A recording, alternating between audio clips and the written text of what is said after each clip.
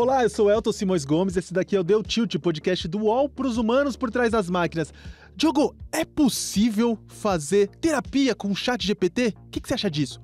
Olha, eu não sei, mas eu fico bastante curioso para saber o que o ChatGPT diria a Freud. Ou melhor ainda, o que Freud pensaria sobre o ChatGPT. Bom, a gente não consegue perguntar pelas vias normais ao Freud o que ele acharia disso, mas a gente consegue perguntar ao Christian Dunker, psicanalista e professor da USP, que vai conversar com a gente no dia de hoje. Christian, seja bem-vindo e muito obrigado por ter topado conversar com a gente aqui hoje. É um prazer, uma honra, a hospitalidade da UOL Tilt sempre, com vocês, Diogo e Elton, um prazer para a gente estar nessa conversa digital. Boa, vamos aproveitar a presença dele para tirar essas dúvidas e vamos pro papo.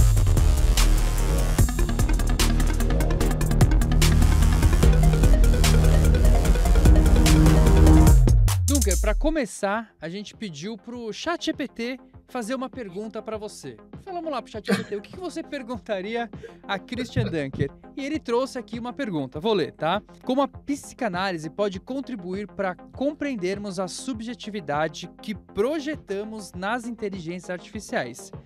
Especialmente diante de fenômenos como a humanização de assistentes virtuais. Cabeçudo, hein? Eu tô com inveja disso daí, eu também pedi para uma ferramenta de inteligência artificial, mas não pro ChatGPT, pro Gemini, e a pergunta que ele fez aqui, Diogo, é gigantesca. Dr. Dunker, porque ele tem deferência à pessoa, viu? A psicanálise explora o inconsciente, uma dimensão de nossa mente que é inacessível, repleta de contradições e desejos. A inteligência artificial, por outro lado, busca processar dados de forma lógica e previsível para simular a cognição humana. Do ponto de vista psicanalítico, o que seria o inconsciente da máquina? Ô Dunker, não precisa responder, mas o que você achou dessas perguntas? Elas são boas perguntas, são um pouco aproximativas, né? Assim, para começo de conversa, mas elas são pertinentes, inclusive porque captam, vamos dizer assim, o registro de exploração, de pesquisa, de conjectura que a gente tem nesse momento, né? Quer dizer, as múltiplas formas pelas quais uma terapia, uma escuta, um acolhimento pode ser feito por um sistema, né? Por uma máquina, e também o que é que a gente vai entender por inconsciente nesse novo contexto, né? São duas perguntas muito interessantes, né? Elas são pertinentes, porque, por exemplo, né, na pergunta sobre o inconsciente, caracterizado como algo inacessível, né, como algo que exprime contradições, a gente poderia dizer assim, olha, talvez essa seja uma versão mais antiga do que a gente pensava como inconsciente. A partir do Lacan, o inconsciente se estrutura como uma linguagem. Portanto, se os sistemas eles se expressam como linguagens, né, binárias, digitais, há uma nova impactação do inconsciente. Ele não é algo que é inacessível, ele está aí. Onde há fatos de linguagem, há inconsciente. Inclusive, quando há fatos de linguagem maquínica. Boa. Isso aqui foi só um esquenta, Dunker, para a gente começar. Porque a gente vai falar hoje, acho que dessa relação, né, dos humanos com as diferentes tecnologias. E o que a gente vê, né, com a evolução da tecnologia é que ela vem mexendo com muitas questões, né, como as pessoas percebem o tempo, o espaço e até a disponibilidade de outras pessoas, no caso. E uma questão assim que a gente vem estudando, analisando, é o ritmo cada vez mais acelerado e mais imediato da tecnologia. Então, eu lembro, e eu gosto sempre dessa frase, que a gente falava assim, eu vou entrar na internet, lembra? E a gente de fato entrava na internet, porque a gente sentava em frente ao computador, discava, entrava naquele novo mundo e depois saía. E hoje as coisas estão totalmente misturadas, por assim dizendo, né? E cada vez mais imediata do ponto de vista dos smartphones, dessa troca rápida. E como que você começa a entender esse impacto da tecnologia na forma como nós passamos a nos relacionarmos, as pessoas, né? Como que você vê essa mudança ao longo do tempo? Olha, a gente que acompanhou isso desde que usávamos lá o discador UOL, né? A UOL teve um papel muito importante na digitalização do Brasil, né? Talvez o mais importante veículo de ponta para a gente entrar nessa linguagem, né? Então, acho assim, muito legal assim, que a gente, tanto tempo depois, está fazendo uma espécie de balanço. De fato, você apontou duas características muito importantes da sociabilidade, vamos chamar assim, do ambiente digital. O primeiro é que ele tende à aceleração, né? Mas ele tende à aceleração em dois sentidos, né? Tanto no sentido de que a banda larga, a resposta do outro tem que ser rápida, quanto no sentido de que a não resposta ela é tomada como uma mensagem, né? Vamos pensar uma interação de WhatsApp, né? Eu estou falando, o outro está respondendo. De repente, o outro para de responder.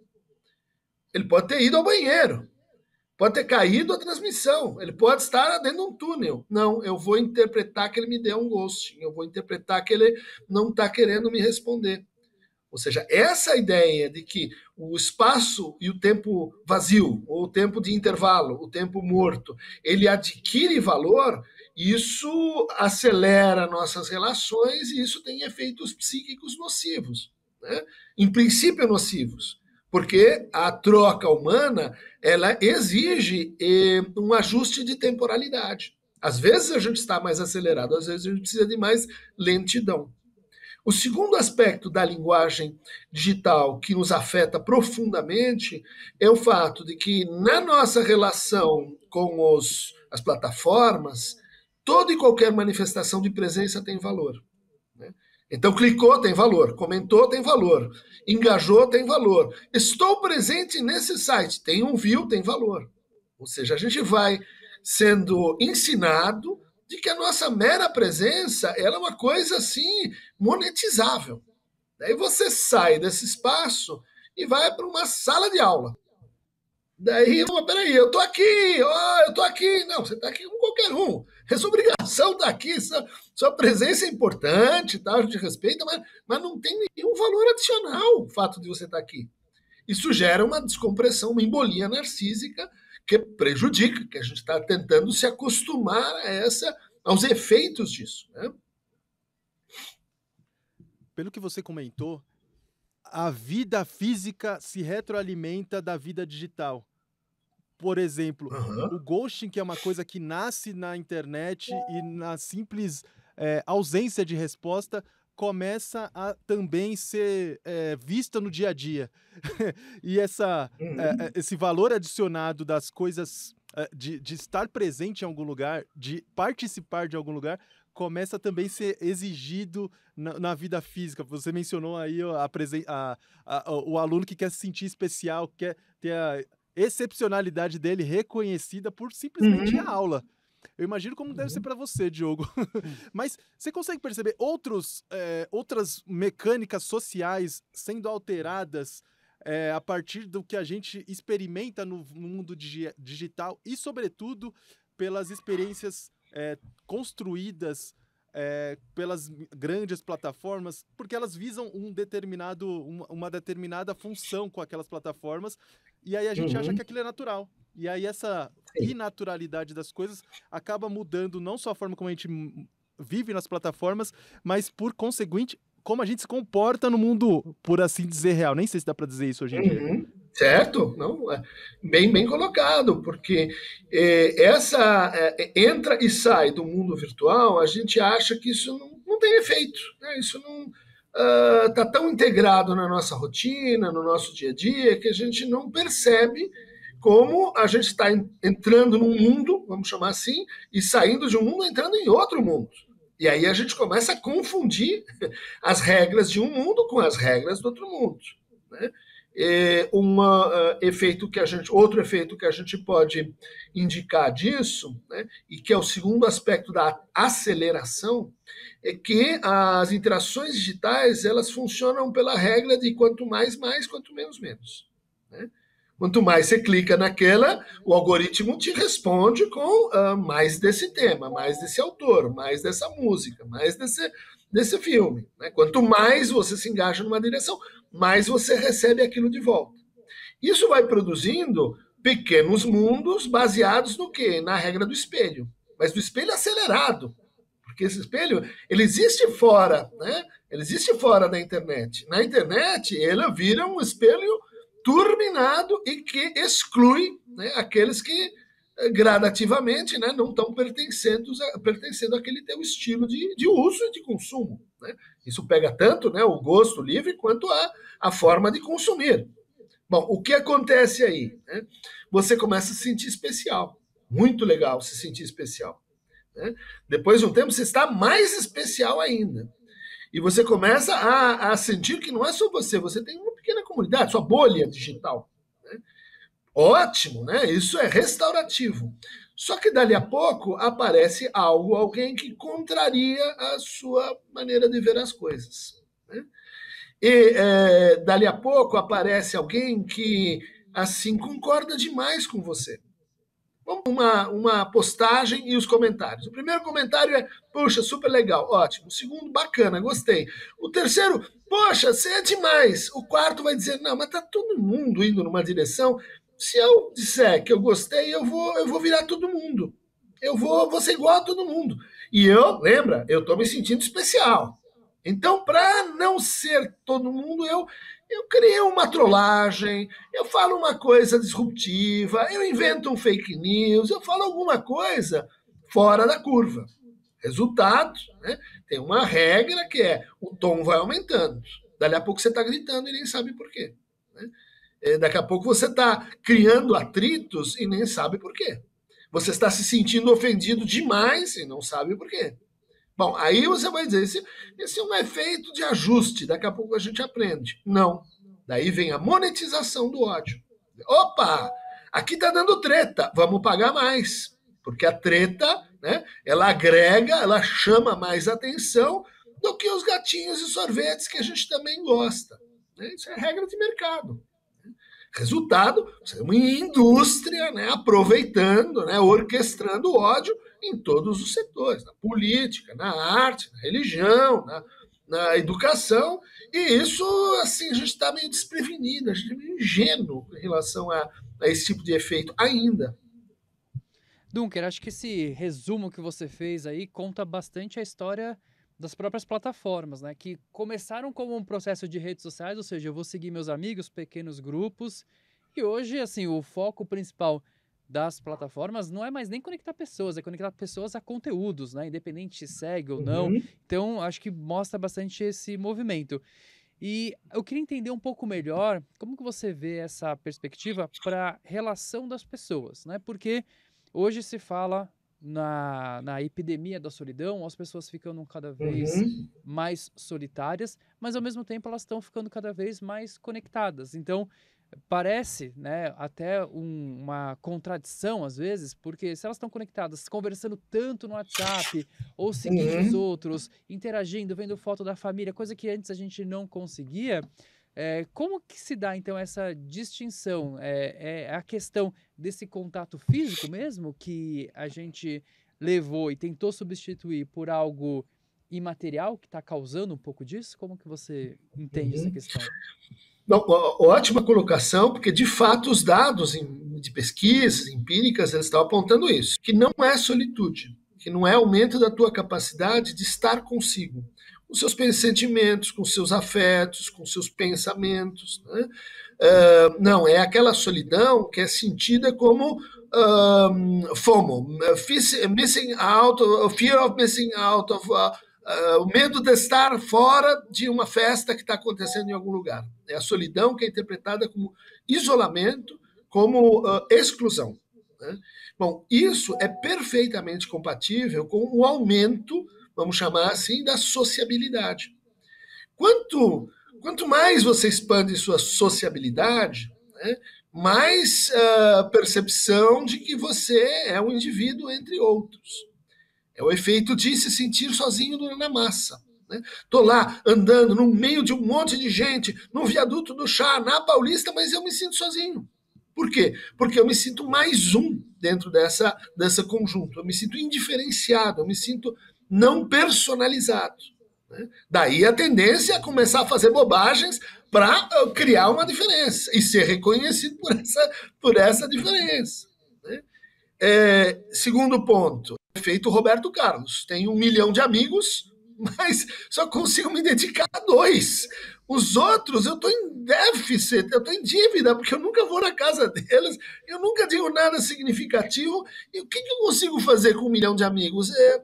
Polir a minha imagem, né? Criar uma imagem mais ou menos ok, que os meus amigos vão então olhar e dizer, olha lá o Cris e tal. Dali a pouco, o que eu estou fazendo? Eu estou na economia da inveja, né?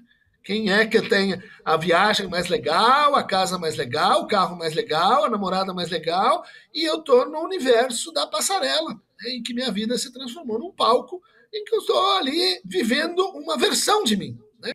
Em casa eu estou deprimido, miserável, sem conseguir suportar a minha vida, mas eu estou num personagem ali que é grandioso, que é querido, amado por todos. Ou seja, eu não consigo gozar do meu personagem. Eu começo a me dissociar dessa figura que eu represento para o mundo. E começo aí efeitos de depressão e de ansiedade. Especialmente para mulheres entre 16 e 24 anos, especialmente para crianças que estão entrando nesse jogo e não conseguem entender ou construir direito a relação entre público e privado.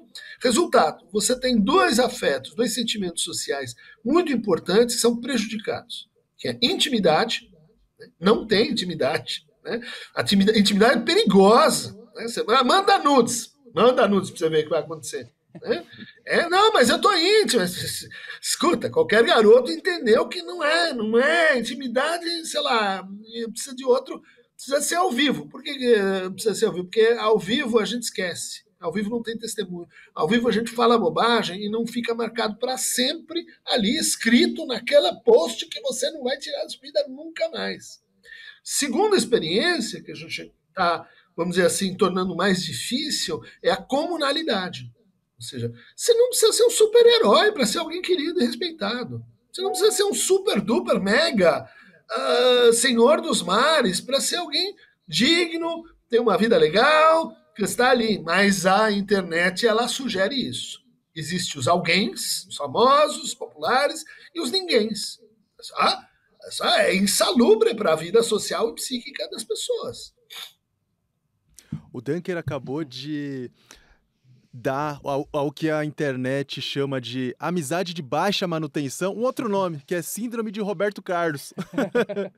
Mas a gente está tratando aqui de um ambiente, um ecossistema que depende muito de uma ferramentazinha, de um aparelhinho que ainda não entrou nessa conversa, que é o celular.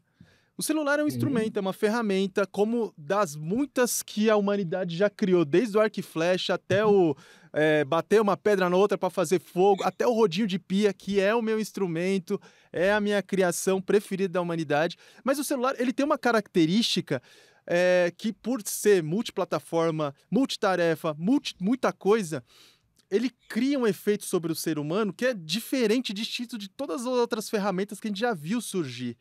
Então, eu queria que você contasse pra gente qual que é a excepcionalidade do celular do ponto de vista da cognição humana e de como ele sequestra várias das coisas que a gente fazia enquanto ser humano, que era o que a gente tinha como ser humano, que é memorizar, saber para onde a gente vai, com quem a gente vai falar, e como que esse aparelhinho que nasceu tímido e hoje em dia está no bolso de todo mundo pode fazer isso e sequestrar o que a gente entende por ser humano. Eu posso adicionar uma pergunta? Que você falou do sequestro. É um sequestro ou a gente está começando a entender, e se fala muito, né, dessa expressão da extensão do corpo humano? Seria uma extensão, e o que tem de bom ou perigoso nessa perspectiva também? Eu sou time sequestro, você é time extensão. E aí a gente joga a bola pro Dunker. Não, eu gostei muito da abordagem que vocês dois tomaram, porque ela preza uma coisa que a gente também valoriza muito. Não demonizar o objeto. Né? O mesmo raciocínio. O problema é a droga. A droga, ela mata, ela entra no seu cérebro. Não, o problema é o seu uso, né? O seu mau uso, o seu abuso, a sua disponibilidade, sei lá, para criança, etc. Então, isso vale para tudo. né? Isso vale para o celular. E a comparação que eu faria é com a invenção do livro, né? O livro, a gente esquece, ele é uma tecnologia. E veja, quando o livro foi, claro, existia há muito tempo, mas ele se torna acessível para todo mundo aí a partir do Gutenberg, dos tipos móveis, século XVI, século XVII. Né? Ou seja, junto com o livro veio uma outra especificação da linguagem, que é a forma romance. Né? Por quê? Porque qualquer um podia comprar e qualquer um podia ter essa experiência de viajar sozinho no seu quarto ou na sua cadeira, lendo e criando mundos novos e se reconhecendo naqueles indivíduos e lidando com aquelas novas tramas incríveis que são os romances românticos, realistas, naturalistas. Né? O que aconteceu lá no final do século XVII? Um cara como Goethe escreveu um livro dizendo: eu amei tanto essa pessoa e ela não me correspondeu que eu me matei. As pessoas saíram se matando. Você vai dizer, efeito de uma nova tecnologia que criou um romance, os sofrimentos do jovem Werther, que levou as pessoas a se matarem. Né? Ou seja, vamos aprender com a história. Alguém é contra o livro? Não. Livro é bom, né? A gente quer que leia ainda mais. Alguém é contra o celular? Não. O celular é um instrumento, como o livro. Ele criou novas formas de linguagem, como o romance. Né? Então, ele criou isso que vocês estão salientando, modos de uso que são contraproducentes. Por quê? E aí a gente tem que examinar caso a caso. Porque, para a gente, os períodos, as experiências de espera, de intervalo, de respiro, de parênteses, são essenciais na vida. Ainda mais do brasileiro que adora o cafezinho. É onde tudo acontece. É aquele momento do eu estou entre um mundo, entre uma cena e outra cena. Né? Muito importante. Né? A gente se recompõe, a gente se prepara, eu entro no carro, eu vou para o trabalho, olha lá, eu vou e eu volto. Ou seja, tem uma oscilação, tecnicamente, entre presença e ausência. Eu estou ausente, mas vocês estavam me esperando aí no estúdio. Ah, cheguei, agora eu estou presente. Vocês me esperaram. Estou em preparação, eu estou aqui me ajeitando para a entrevista. Chegou a entrevista, estou presente. Esse fluxo, ele a gente pode discutir isso, essencial para a vida psíquica. O que o celular faz? Estou ali na espera para entrar na sala do analista. Pega o celular. Eu não penso, o que eu vou dizer na sessão? Eu me ocupo com uma disponibilidade qualquer, porque uma característica dessa tela é que ela está sempre oferecendo. Ela está sempre dizendo, a sua presença aqui tem valor, vem para cá. Ou eu estou no ônibus, eu estou no celular. Eu estou no recreio da aula, eu vou para o celular. Ou seja, você vai matando isso que é o teu respiro, né? Isso que é a tua experiência de intervalo entre presença e ausência. Qual é o resultado? Chega a família e diz, puxa, nosso filho virou um zumbi. Ele nunca está com a gente, ele nunca está presente com a gente. O meu aluno, ele nunca está ali envolvido, porque parece que ele está num estado intermediário entre a presença e a ausência, que é uma nebulosa, que é uma névoa, que é um estado de indiferença, de apatia. Daí você vai dizer, isto faz muito mal. Mas eu pego isso no YouTube, eu pego isso no Instagram, um pouco. Mas daí você vai falar em TikTok, você vai falar em scrolling. Aí você vai dizer, não, peraí, uma coisa é eu trocar mensagens com alguma pessoa, um conhecido no Facebook que começou como um clube universitário de Harvard, né, para os amigos continuarem se encontrando. Né? Outra coisa nenhum espaço de tempo vai ser vivido que não com essa ocupação de que eu passo de uma imagem para outra, para outra, para outra, sem descontinuidade, sem tempo morto. Daí você vai chegar no seu trabalho e o seu chefe vai dizer, não perca tempo, todos os tempos. Tempo morto é tempo o quê? Desperdiçado. E daí as pessoas começam a enlouquecer no mundo corporativo e você diz, por que será? Porque você está minando uma coisa que faz parte da vida psíquica das pessoas, né? Isso vai ter um preço. Isso vai agressivizar, isso vai tornar mais apático, vai tornar mais indiferente, isso vai aumentar a depressão, isso vai aumentar a ansiedade. É óbvio, não precisa ser Freud nem Lacan para concluir que isso não faz bem. Agora, extensão do corpo é a gente falou do sequestro. Extensão é uma outra relação, né? É uma relação em que aí você tem que articular o seu arco de satisfação. O corpo tem que ver com, basicamente, prazer e desprazer, né? Então, como as telas, no mau uso, tornam a gente, vamos dizer assim, incapaz de suportar a frustração. Né? Por quê? Porque é um mundo que vai respondendo o que você quer. E esse é o problema que você tem, agora voltando para a IA, quando você diz a IA vai ser um bom terapeuta, no dia que ela aprender a tirar. No dia que ela aprender a não responder o que você quer. O Dunker fez quase que um ensaio da extensão ou do sequestro do celular em relação à nossa cognição. E o que eu tirei do que ele falou foi mais cafezinho, menos celular, cara. Mas tá valendo. Já dando início ao nosso segundo bloco. Dunker, é possível fazer terapia com o ChatGPT? O ChatGPT, a inteligência artificial vai matar a profissão de psicólogo e psicanalista? Pronto, fizemos a pergunta que a gente queria fazer. Agora a gente pode ir embora. Olha, em primeiro lugar, a gente tem que ser assim, paciente com a máquina, né? Então, o que a gente tem hoje são IAs que não estão muito bem treinadas, são, assim, aquele aluno do terceiro ano de psicologia, sabe? Que eu acho que eu já posso fazer umas coisas, mas você vai ver ali na boca do caixa é um pouco incipiente, é um pouco iniciante. Pode ser que melhore, né? Pode ser que a gente tenha aí outros usos, mas o efeito imediato que a gente está vendo não é que vai matar a psicoterapia, mas, pelo visto, ela vai impulsionar a psicoterapia, né? Porque as pessoas estão tendo interações com o IA, elas estão percebendo se quando você exprime seus conflitos, quando você coloca suas dificuldades, isso tem um efeito terapêutico. Isso, poxa, olha só, quando eu estava girando lá na minha ideia circular, estava com vergonha, com culpa, estava vivendo os meus monstros interiores, parece que aquilo tinha um volume. A hora que eu falei, a hora que eu escrevi, esse volume deu uma baixada. Ou seja, muita gente confunde, né, uma psicoterapia com esse efeito. Estou podendo falar, e eu sinto que o outro, tem um outro ali, ele não é humano, mas eu imagino que ele é, e tanto faz, vamos em frente, né? O que acaba acontecendo é que esse efeito, ele é como Coca-Cola, né? É o efeito de que você bebe para matar a sede e você fica com mais sede, né? Pode ser Pepsi-Cola para a gente não dar o marketing para um lado só, mas ou Guaraná Jesus, não sei.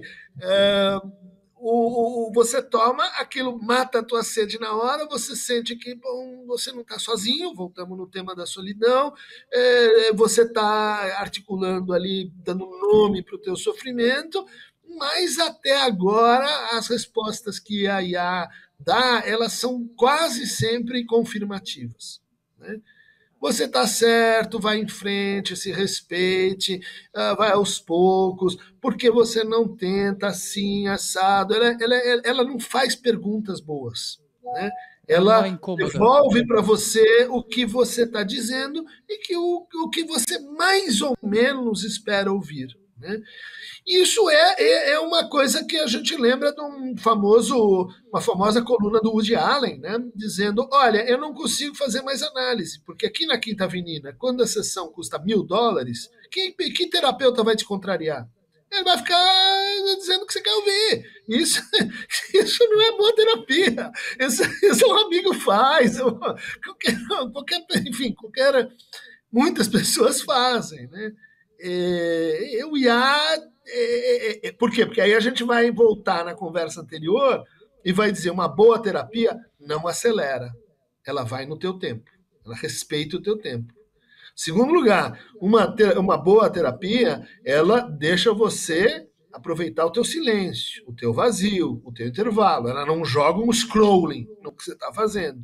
Uma boa terapia, ela contraria e levanta boas perguntas. Ela não responde às suas demandas, né? Ou seja, tudo que a lógica dessa linguagem não faz, né? Daí que quando você começa a consumir isso, talvez você fica com um sabor e a vontade de, olha, só isso é legal.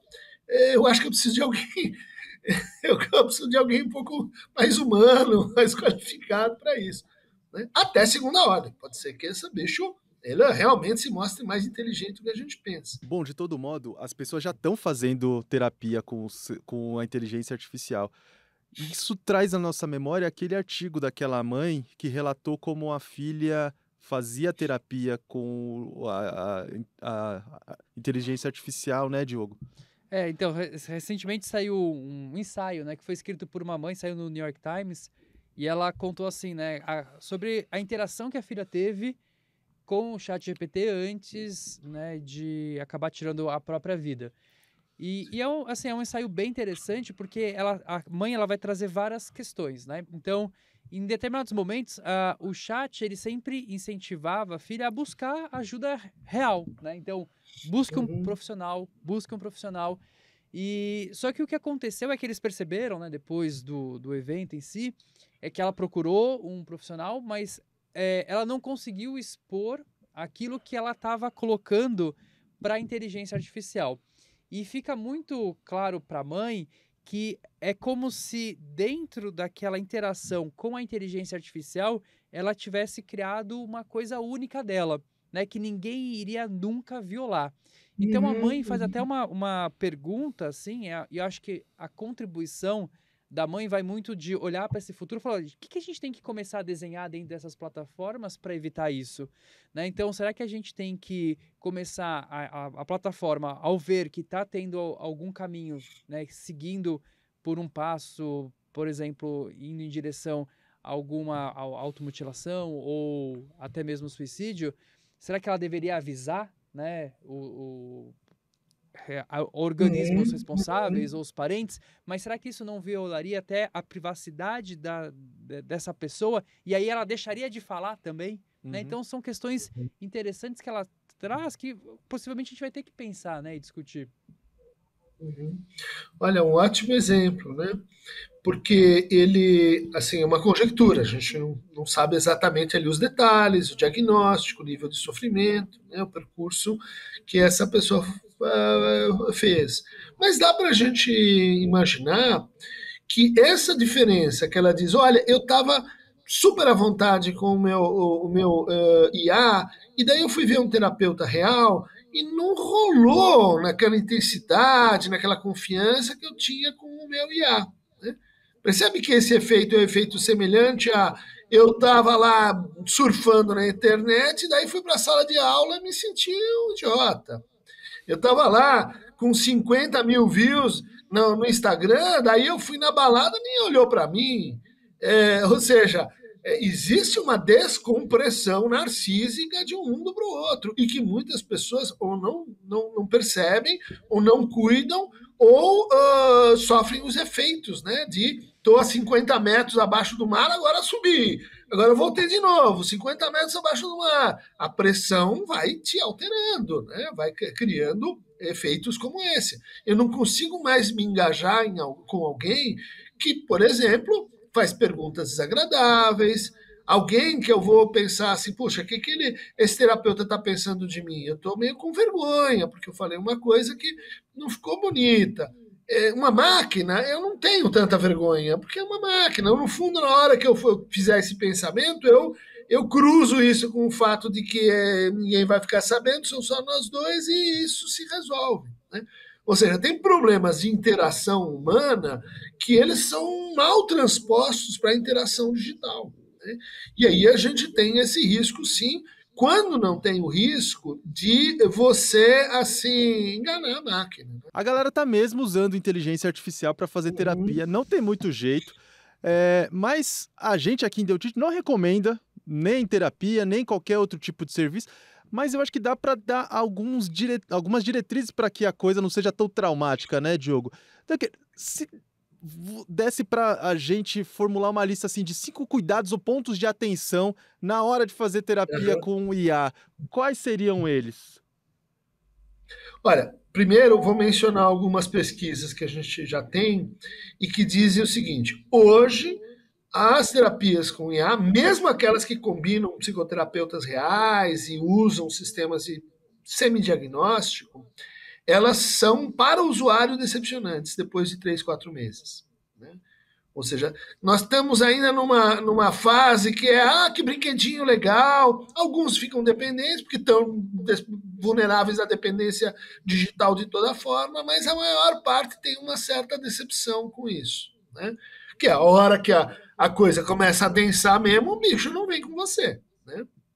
Agora, cuidados, muito boa a pergunta. Né?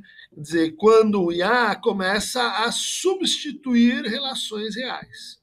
Né? Não é um auxiliar para você, olha, estou aqui com o meu namorado, não sei o que eu digo, me dá uma seleção de poesias, eu escolho qual que gostei. Não, eu vou namorar o IA. Aí, opa, falta. Né? Eu não vou mais sair de casa, porque eu estou tão bem no quentinho aqui com o IA que ele me protege da realidade. Opa, impedimento. Né? Olha, eu não consigo mais tomar decisões porque toda vez eu tenho que consultar o IA. Você está perdendo autonomia, você não está ganhando. Problema, né? Procure um psicólogo. Né? O teu sofrimento está aumentando. Né? Você, assim, melhorei muito, mas na outra semana eu estou pior do que eu estava antes. Né? Pense em descontinuar esse uso. Né? Começam a aparecer assim ideias, né, novas que você nunca teve, ligadas à automutilação, à autoextermínio, à violência contra os outros, coisas, vamos dizer assim, meio óbvias, né? Mas que quando você está metido ali na coisa, às vezes é funcionamento de seita. Né? Nós estamos juntos, estamos poderosos, vamos lá, vamos bater nos caras. Cuidado com isso. Ou seja, pergunte para as pessoas reais à sua volta. Né? Esse é o melhor regulador de cuidado. Entenda que existe uma opacidade, né, chamada algoritmo. Você não conhece o algoritmo que está do outro lado. Né? Ele pode jogar contra você. Sempre. Né? Veja, isso funciona para pessoas. Não, parece ótimo, não confiei e tal. Não era. A gente não tem a mesma suspeita com a máquina. A gente, depois que ela vai se instalando, depois que você confiou, porque ela não te contraria, ela é sempre boazinha. Não, suspeite. Né? Não deixa de pensar, não deixe de se avaliar, não jogue o seu trabalho para a máquina, vai dar ruim. E eu lembrei agora, né, você falando tudo isso, eu lembrei de um gráfico bastante clássico, que é como as pessoas se conhecem, ou na verdade, é um gráfico que mostra como os casais se formam. Então é um gráfico histórico que começa da década de 80, 90 e vem, né, família, escola, universidade, e nos tempos atuais aí o gráfico dispara, assim, na internet e depois os aplicativos. E recentemente a gente até discutiu aqui em Deu Tilt uma outra pesquisa que foi feita, de que as pessoas, já chega a quase 30%, se eu não estou enganado, Elton, acho que era isso, né? Das pessoas usando a inteligência artificial para fazer os seus perfis dentro dessas plataformas de relacionamento. E para flertar também. E para flertar. Então, assim, a pessoa não só usa a inteligência artificial para criar o perfil, né, no Tinder, em qualquer uma dessas plataformas, como ela vai jogando a resposta. O cara me respondeu isso, o que eu coloco? A menina me respondeu isso, o que eu coloco, né? Então, até no flerte, como o Elton colocou. Você que, né, acompanhou toda essa história, a gente está chegando agora num nível ainda mais acelerado e cada vez mais de terceirização do relacionamento para a máquina. Então é o algoritmo com a IA agora? Você tá descrevendo muito bem o fenômeno real que tem acontecido exatamente desse jeito. Né? Só que a IA tem acelerado o problema que a gente já vivia nos aplicativos antes, que é o seguinte: olha, eu faço uma versão de mim mesmo incrível, super legal, nas raias do mentiroso. Eu edito, filtro a minha foto, porque agora eu tenho dotes super incríveis. E daí você cria um personagem, que é o que você acha que o outro quer e que você quer. Daí, descompressão, vida real. Chega lá, careca, gordo, barrigudo e... meu, você me vendeu um negócio que isso aqui é um truque, é um golpe. Como é que a pessoa sai disso? Amaldiçoando quem? Ela, que fez uma viagem galáxica com o seu narcisismo, ou o coitado do aplicativo? Ela vai dizer, eu saí dos aplicativos porque eles são só porcaria, porque eu já fui 3 vezes lá no Café X e nunca dá certo. Eu falo, meu amigo, senhor, minha amiga, o senhor não conhece as pesquisas que eu estudei na faculdade, em que as pessoas se casavam invariavelmente a 10 quarteirões de onde você mora. Agora, olha que riqueza. Você tem 5 milhões de pessoas para escolher, áreas onde você não mora, raças diferentes, gêneros que tais, classe diferente. Olha que variedade que a gente tem hoje para se conhecer. E daí, o que você me diz? Entrei numa sorveteria com 50 mil tipos de sorvete e você pede sorvete de creme. E depois sorvete de creme de novo. E depois você diz, esse creme não tá, que é aquele que eu queria. Vai se ferrar. Você precisa se melhorar para usar a máquina direito. Você precisa, enfim, encontrar um jeito de se posicionar, de escolher, mas aí dá trabalho. 3 milhões dá trabalho. Eu gostava quando minha tia falava que tinha lá o conhecido que estava querendo me conhecer, porque daí a gente ia lá e dava tudo certo. E dá mais trabalho. Mas você quer mais diversidade? Vai ter mais trabalho. Não, isso não é natural. Para mim, isso não é natural. Eu gosto de me apaixonar no natural. Como é que é o natural? O natural é o footing na praça. A gente fica andando, cada um para um lado, e a gente se conhece e se apaixona. Tá bom, então vai para o footing. Eu não. Eu gosto de ficar em casa. O footing você não sabe quem você vai encontrar. É a mesma coisa. Bom, já que vocês trouxeram amor para essa conversa, vamos falar de amor de outro jeito. Algumas pessoas têm usado a inteligência artificial como aquele brother que você pergunta para ele o que eu falo para ela, o que eu falo para ele. Mas tem gente que tá colocando no lugar do amor a própria inteligência artificial. Já tem gente que tá se apaixonando por inteligência artificial, essa maluquice. E, bom, falei maluquice aqui, eu tô me perguntando se esse é o termo correto. Mas, do que a gente fala quando a gente fala de amor por inteligência artificial, Dunker? A gente tá falando de amor ou a gente tá falando de outra coisa, outro sentimento, outro tipo de afeto destinado a essas ferramentas de inteligência artificial? E no fim das contas, o que eu tô perguntando é o seguinte: dá para se apaixonar por uma IA, por um sistema de linguagem que fala tão bem, de um jeito tão humano como a gente fala? Boa questão. E, assim, a gente tem uma certa idealização de afetos em geral e particularmente do amor, né? A gente acha sempre que o amor é uma coisa boazinha, que salva todo mundo, que é super legal, né? Só que existem amores como amores fetichistas, né? Vai assistir lá O Cheiro do Ralo, né? O cara se apaixona por uma parte do corpo, o outro se apaixona por botas, o outro se apaixona pelo seu gato, o terceiro se apaixona por, sei lá, sua coleção de selos. Isso são amores. A gente tende a dizer assim, porque não é a minha forma de amar, isso aí não é amor. De verdade é o meu, é na minha linguagem, é do meu jeito. Não, são formas de amor. Infelizmente, existem formas de amor degradantes. Existem formas de amor que você vai dizer, olha, a gente precisa justamente, às vezes, de uma terapia, de um tratamento, porque tem formas de amor que te ferram, né? Tem formas de amor que diz, se você me ama, eu ajoelho e obedece. Tem formas de amor que não são emancipatórias. E isso, portanto, vai incluir máquinas. As máquinas, a gente tem um preconceito de imaginar assim que só seres vivos têm vontade, né? Só seres vivos, então, a gente supõe assim que eles querem alguma coisa, né? né? Animais, domésticos principalmente, e pessoas. Não, existe uma nova tendência em filosofia chamada realismo crítico, né, que vai dizer os objetos têm vida social. Os objetos, eles têm interesses. Mas não, mano, o objeto não escolhe, ele não faz nada. O algoritmo não faz nada. O algoritmo não escolhe uma máquina. Né? Ou seja, isso vale, né, para o algoritmo, mas isso vale, e essa reflexão é super interessante, para objetos em geral. Tem uma outra dimensão ainda que a gente coloca, que é a questão mercantil, capitalista, né? Porque essas plataformas não são Aí loucas, mudou. né? Aí mudou. Ou seja, justamente porque tem interesses, né, os objetos são capazes de adquirir esse poder de encantamento, que o Marx chamou de fetichismo da mercadoria, que a gente precisa estar advertido disso. Né?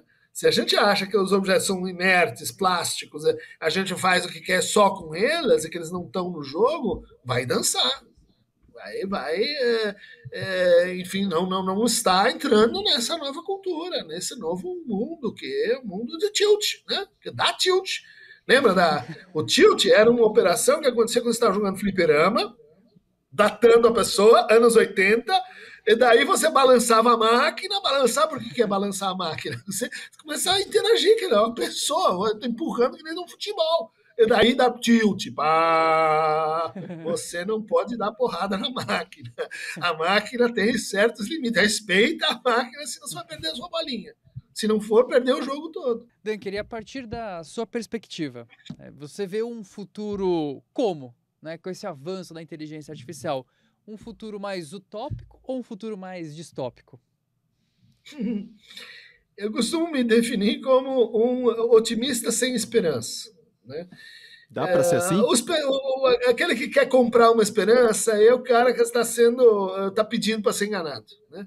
Me venda uma ideia, me convença que eu preciso fazer isso. Isso é pedir para o pior. Né? E a máquina é colocada, né? O computador, o algoritmo é colocado nesse lugar. Me mostre, né? E põe a gente na passividade. E eu sou otimista. E eu acho que há aí instrumentos que podem ser emancipatórios, que podem ser críticos.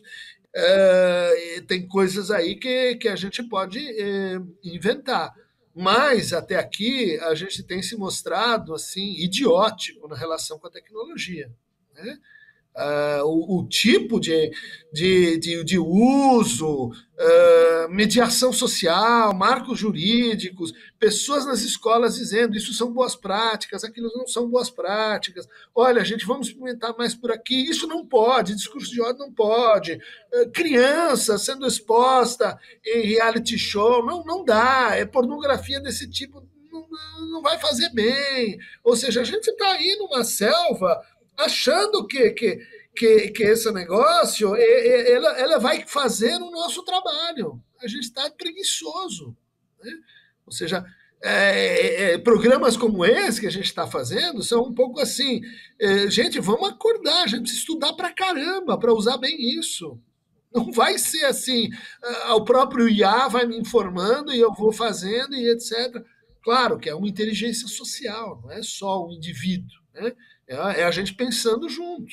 Mas até agora o vareio de bola é total. O algoritmo 5, a gente 0. Né? Tem gente defendendo, né? Não mexe com as Big Techs. O que as Big Techs fazem? Elas fazem uma festa, uma rave, 5.000 pessoas, sem extintor de incêndio, sem porta de saída, sem recomendação de idade. E as pessoas se matam e o cara diz, não, eu não fiz nada, eu sou aposentor, a gente junta aqui.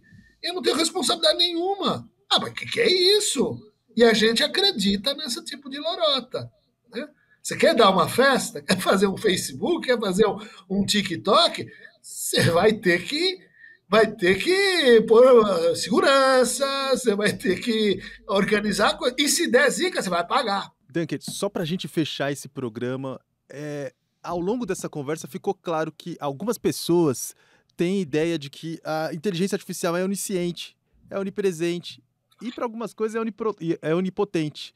Todas essas são características que a gente atribui a Deus, à divindade. E também já ouvimos aqui que ela instiga nas pessoas um sentimento de seita.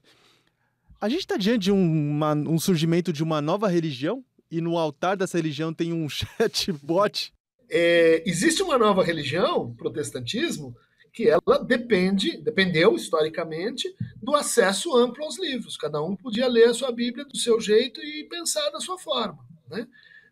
Não estou sugerindo que a internet, a linguagem digital é a religião, mas ela está dando origem a novas formas religiosas, sim. E isso a gente observa, né, tanto pelo reforço de algumas formas religiosas que já estavam aí disponíveis, como pela criação de efeitos muito próprios, que a gente pode dizer assim, tem rito, tem oração, tem teologia, tem reinterpretação, tem tudo que a gente encontra formalmente no conceito de religião, né?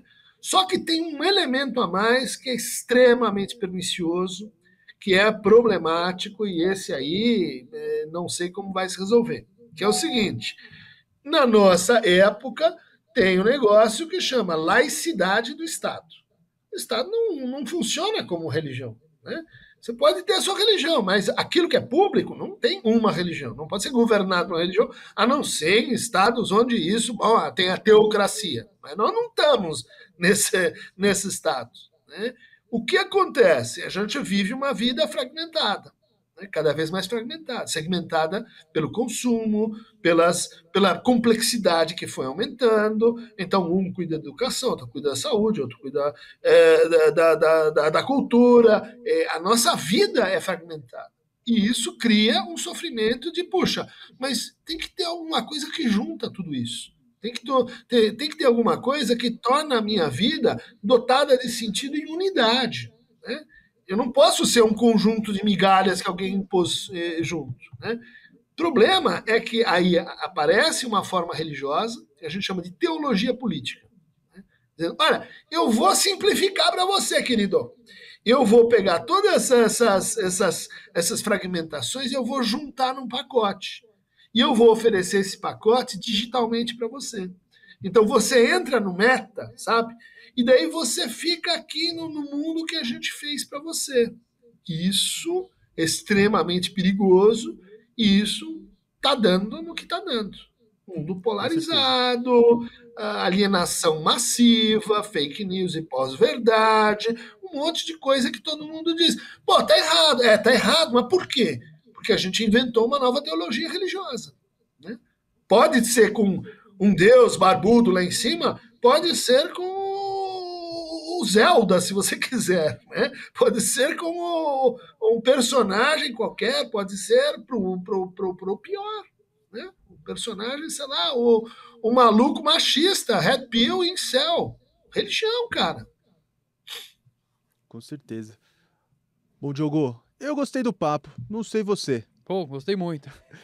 Dunker, a gente agradece muito a sua presença. Obrigado por trocar essa ideia com a gente sobre inteligência artificial e as intersecções dessa nova tecnologia com o que a gente tem de mais humano, que é a nossa cognição. Agradeço muito a sua presença e a sua participação. Eu que agradeço estar com vocês. Me sinto aí como colunista da Wall Tilt, participando da produção, da ampliação aí, que a gente precisa remar mais. É pouca gente para tentar fazer as mediações que a gente precisa com essa nova linguagem, com essa nova forma de vida, né? Eu acho que a gente vai ter que trazer o Dunker semestralmente aqui em Deu Tilt. Chama que eu vou. Arroz e festa, sou eu mesmo. Eu sou Elton Simões Gomes. Eu sou Diogo Cortis. Esse daqui foi o Deu Tilt, podcast do UOL para os humanos por trás das máquinas. Até mais.